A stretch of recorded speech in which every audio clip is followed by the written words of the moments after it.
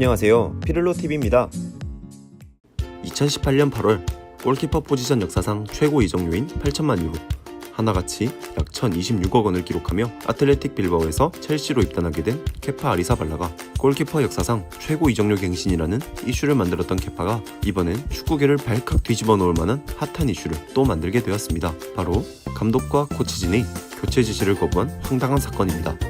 2019년 2월 25일 런던 웸블리 스타디움에서 진행된 첼시와 맨시티의 잉글랜드 카라바오컵 결승전 경기는 맨시티가 살짝 우세를 가져가고 있었지만 끝까지 고군분투한 첼시가 승부를 연장전까지 끌고 가고 있었습니다.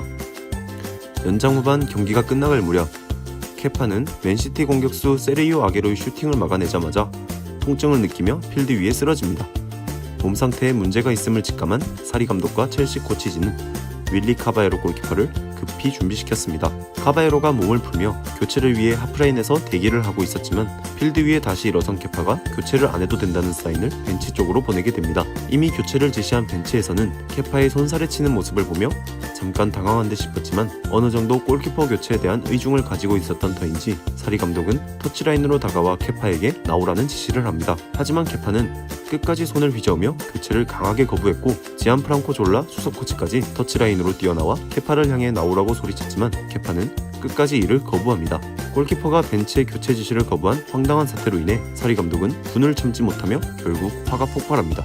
수첩을 집어던지고 라커룸으로 들어가려는 행동을 보이는 등 감정을 감출 수가 없었습니다. 그도 그럴 것이 약 9만 명을 수용하는 웸블리 스타디움이 거의 꽉 차 있었으며 그 경기를 온라인상으로 지켜보는 수만 명의 축구팬들 그리고 감독이 이끄는 첼시 선수단과 구단 수뇌부들 앞에서 공개적인 혁명 사태를 맞이했기 때문입니다.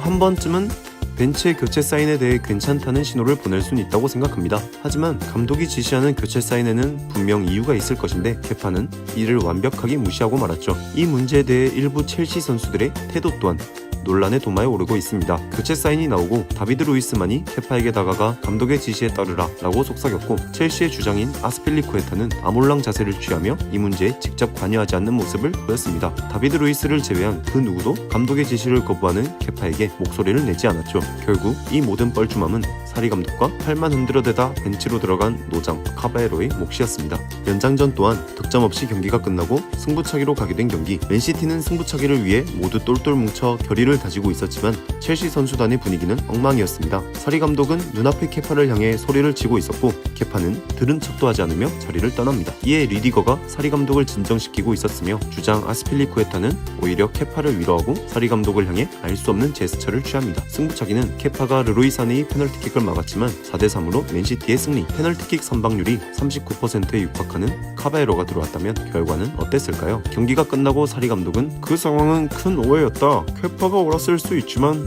표현이 잘못된 것뿐이다 라며 사태를 일축시키기 위해 케파를 감싸는 모습을 보였습니다.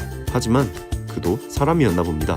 인터뷰에서 극도의 평정심을 보였던 그였지만 첼시 내부자의 증언에 의하면 경기가 끝난 후 라커룸에 들어선 사리 감독은 공격수가 골을 넣지 못하면 공격수를 바꿔야 한다. 하지만 골키퍼를 바꿔 더 좋은 결과를 낼 수 있다면 나는 골키퍼를 바꿀 권한이 있다 라며 불같이 화를 냈다고 전해집니다. 경기가 끝난 후 카메라에 윙크를 하는 등 케파는 사태의 심각성을 전혀 깨닫지 못했습니다.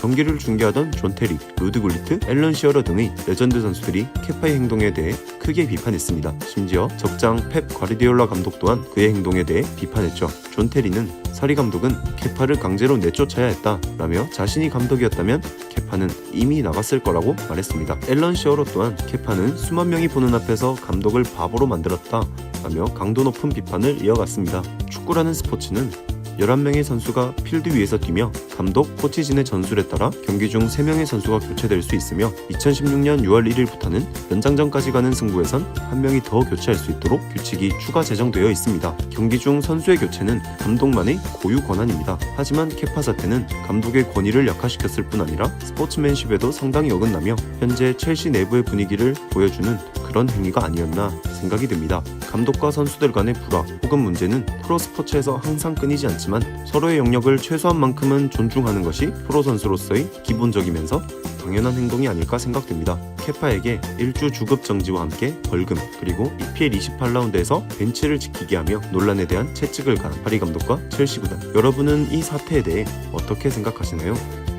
영상을 재밌게 보셨다면 구독과 좋아요를 부탁드립니다.